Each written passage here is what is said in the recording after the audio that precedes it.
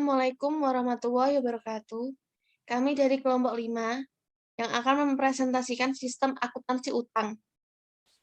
Yang beranggotakan saya, Adinda Intan Spita dengan NIM 2384, dan teman saya, Yusriana Romania dengan 381. berikutnya yang pertama-tama akan dipresentasikan oleh Yusriana Romania. Dipersilakan. Sistem retur pembelian digunakan dalam perusahaan untuk pengembalian barang yang sudah dibeli kepada pemasok karena adanya ketidakcocokan dengan spesifikasi yang tercantum dalam surat order pembelian. Barang mengalami kerusakan dalam pengiriman yang dijanjikan oleh pemasok. Barang yang sudah diterima dari pemasok ada kalanya tidak sesuai dengan barang yang dipesan menurut surat order pembelian.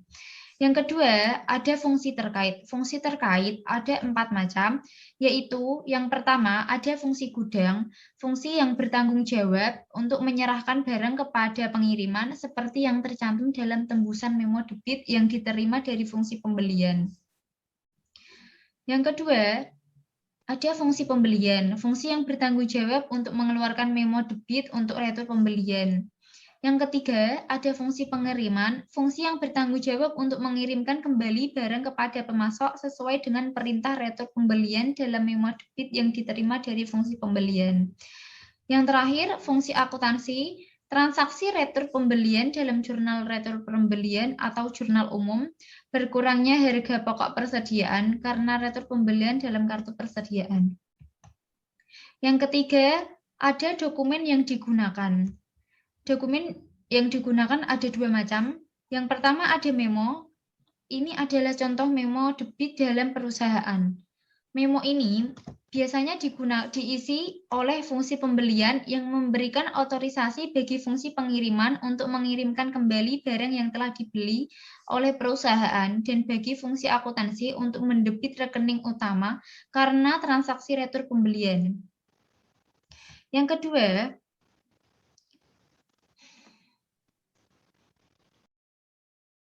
kedua, ada laporan pengiriman barang. Ini contoh laporan pengiriman barang dalam suatu perusahaan. Ini dibuat oleh fungsi pengiriman untuk melaporkan jenis dan kuantitas barang yang dikirimkan kembali kepada pemasok sesuai dengan perintah retur pembelian dalam memo debit dari fungsi pembelian. Yang keempat, ada catatan akuntansi yang digunakan. Catatan akuntansi yang digunakan untuk mencatat transaksi retur pembelian antara lain adalah ada 3 jenis. Yang pertama ada jurnal retur pembelian atau jurnal umum. Catatan ini biasanya digunakan untuk mencatat transaksi retur penjualan yang mengurangi jumlah persediaan dan utang dagang. Yang kedua, ada kartu persediaan. Kartu persediaan ini biasanya digunakan untuk mencatat berkurangnya harga pokok persediaan karena dikembalikannya barang yang telah dibeli kepada pemasoknya. Yang terakhir ada kartu utang. Kartu utang digunakan untuk mencatat berkurangnya utang kepada debitur akibat pengembalian barang pada debitur. Ini adalah contoh jurnal retur pembelian. Yang kelima, ada jaringan prosedur yang membentuk sistem retur pembelian. Jaringan ini terdapat 3 macam, yaitu yang pertama ada prosedur perintah retur pembelian, yaitu retur pembelian terjadi atas perintah fungsi pembelian kepada fungsi pengiriman untuk mengirimkan kembali barang yang telah diterima oleh fungsi penerimaan, atau dalam akuntansi adalah pembelian kepada pemasok yang bersangkutan. Yang kedua, ada prosedur pengiriman barang.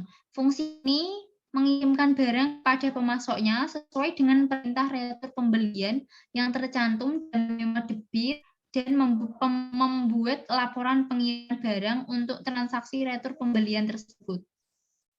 Yang ketiga, ada prosedur pencatatan utang. Pencatatan utang dijalankan oleh fungsi akuntansi yang berperan untuk memeriksa dokumen-dokumen yang berhubungan dengan retur pembelian atau yang disebut juga memo debit dan laporan pengiriman barang, dan menyelenggarakan pencatatan berkurangnya utang dalam kartu utang atau mengarsipkan dokumen memo debit sebagai pengurang utang. Yang keenam, ada unsur pengendalian inter. Ada 3 jenis, yaitu yang pertama ada organisasi. Organisasi ada 2 macam fungsi, yaitu yang pertama ada fungsi pembelian harus terpisah dari fungsi akuntansi. Yang kedua ada transaksi retur pembelian harus dilaksanakan oleh fungsi pembelian, fungsi pengiriman, fungsi pencatat utang, fungsi akuntansi yang lain. Yang kedua ada sistem otorisasi dan prosedur pencatatan. Dibagi 4 sistem. Yang pertama, ada memo debit untuk retur pembelian diotorisasi oleh fungsi pembelian. Yang kedua, laporan pengiriman barang untuk retur pembelian diotorisasi oleh fungsi pengiriman. Yang ketiga, pencatatan berkurangnya utang karena retur pembelian berdasarkan memo debit yang didukung dengan laporan pengiriman barang. Keempat, pencatatan ke dalam jurnal umum diotorisasi oleh fungsi akuntansi. Dan yang terakhir ada praktek yang sehat, yaitu ada tiga macam, yaitu yang memo debit urut tercetak, pemakaiannya dipertanggungjawabkan oleh. Yang kedua, ada laporan pengiriman barang bernomor urut tercetak dan pemakaiannya dipertanggungjawabkan oleh fungsi pengiriman. Yang ketiga, catatan yang berfungsi sebagai buku pembantu utang secara periodik direkonsiliasi dengan rekening kontrol utang dalam buku tab. Selanjutnya ada bagian alir dokumen. Di sini akan dijelaskan oleh teman ya, Dinda. Berikutnya saya akan mempresentasikan bagian alir dokumen atau flowchart.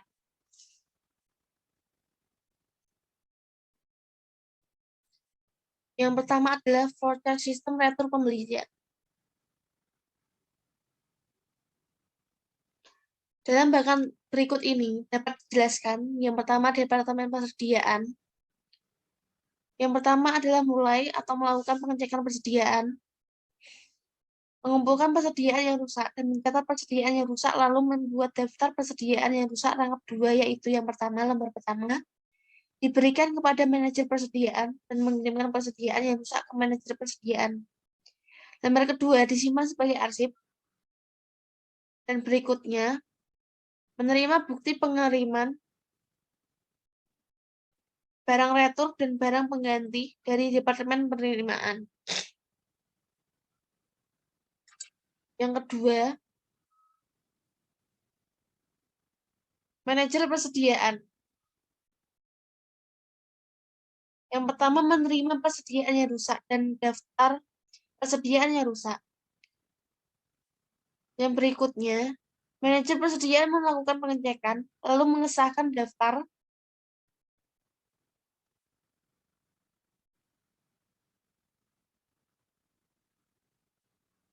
persediaan yang rusak rangkap 2, yaitu yang pertama, lembar pertama, disimpan sebagai arsip, dan lembar kedua dikirimkan ke Departemen Pembelian beserta dengan persediaan yang rusak.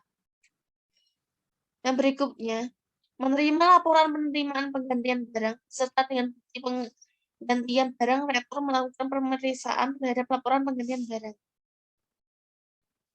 Dan terakhir, mencatat atau mengirimkan laporan penggantian barang yang telah diperiksa serta dengan bukti penggantian barang retur ke bagian akuntansi. Yang berikutnya adalah Departemen Pembelian. Yang pertama, menerima daftar persediaan rusak yang telah disahkan dari bagian manajer persediaan. Berdasarkan hal tersebut, membuat surat retur pembelian rangkap 2, yaitu yang pertama.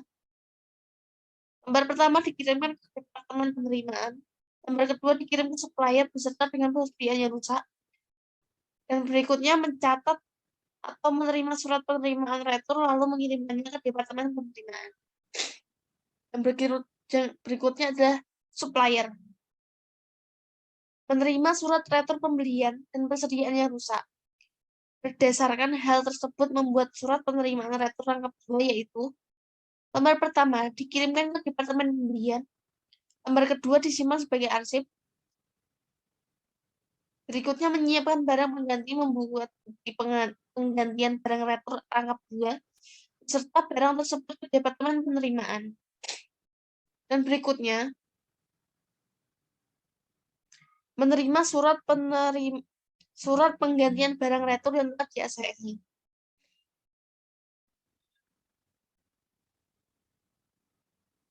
Seperti ini.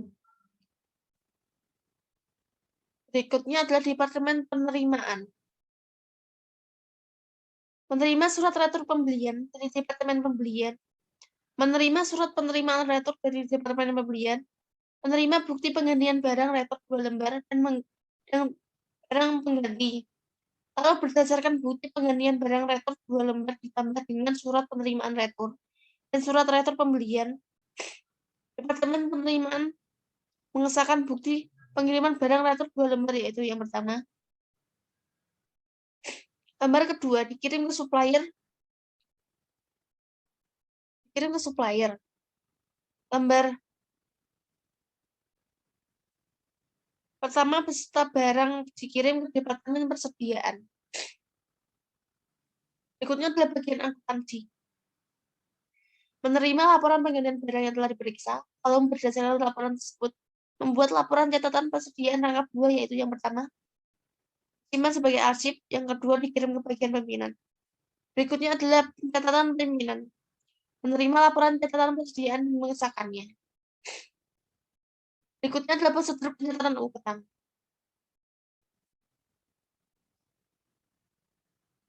Dibagi menjadi 2, yaitu akun payable prosedur. Dan kedua adalah voucher payable prosedur. Akun payable prosedur, pada saat faktur dari pemasok telah disetujui untuk dibayar, pencatatannya adalah 1. Faktur dari pemasok dicatat dalam jurnal pembelian. Yang kedua, informasi dalam jurnal pembelian kemudian diposting ke dalam kartu utang. Pada saat jumlah dalam faktur dibayar, pencatatannya adalah 1. Cek dicatat dalam jurnal pengeluaran kas. 2. Informasi dalam jurnal pengeluaran kas diposting ke dalam kartu utang.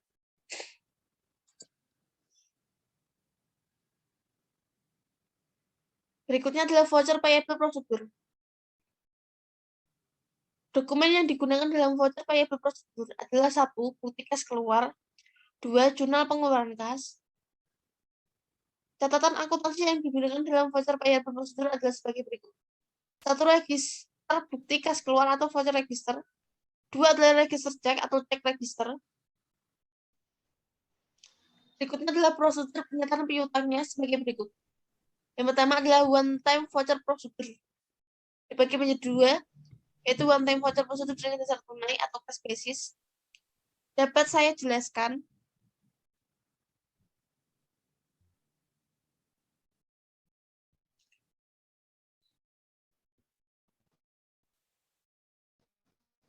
Dalam prosedur ini, faktur yang diterima oleh fungsi akuntansi dari pemasok disimpan dalam arsip sementara menurut tanggal jatuh temponya.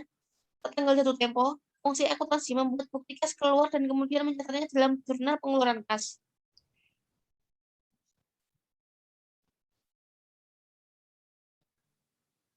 Yang kedua, one time voucher prosedur dengan dasar waktu atau accrual basis. Dalam prosedur ini, faktur diterima oleh bagian utang dari pemasok dan langsung dibuatkan bukti kas keluar oleh bagian utang. Kemudian dilakukan pencatatan dalam voucher register. Saat bukti kas keluar tersebut jatuh tempo, dokumen ini dikirimkan ke bagian kasa untuk membuat cek pengeluaran cek dicatat dalam jurnal pengeluaran cek. Yang berikutnya adalah breed of voucher prosedur. Dapat saya jelaskan, dalam prosedur ini, 1 set voucher dapat digunakan untuk menampung lebih dari 1 faktur dari pemasok. Faktur yang diterima oleh fungsi akuntansi dari pemasok dicatat dalam bukti kas keluar. Kemudian keduanya disimpan sementara dalam arsip menurut abjad. Jika ada lagi faktur dari pemasok yang sama, maka dicatat juga dalam bukti kas yang sama. Setelah dicatat, bukti kas tersebut dikembalikan dalam arsip bukti kas keluar yang belum dibayar. Saat jatuh tempo pembayaran, bukti kas keluar tersebut dikeluarkan, dicatat oleh fungsi akuntansi ke dalam register bukti kas keluar, dan kemudian diserahkan kepada fungsi keuangan untuk diberikan cek. Cek ini dicatat oleh fungsi keuangan dalam register bukti kas keluar serta dokumen pendukungnya, dikembalikan lagi ke fungsi akuntansi untuk disimpan dalam arsip bukti kas keluar yang telah dibayar. Berikutnya adalah distribusi pembelian.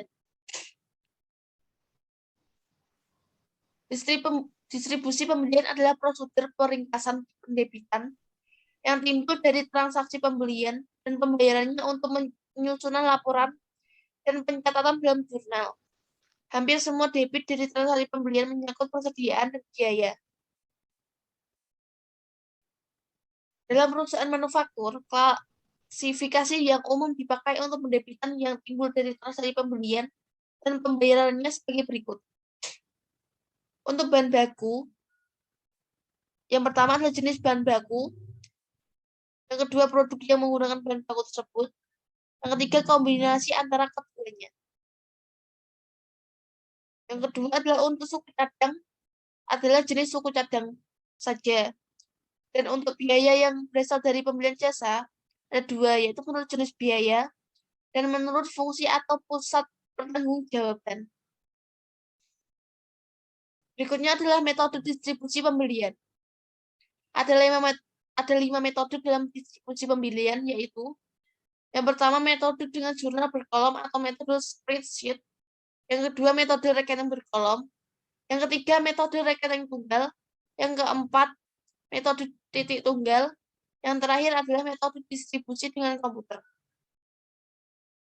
Baik, itu saja yang dapat kami sampaikan dalam presentasi berikut itu.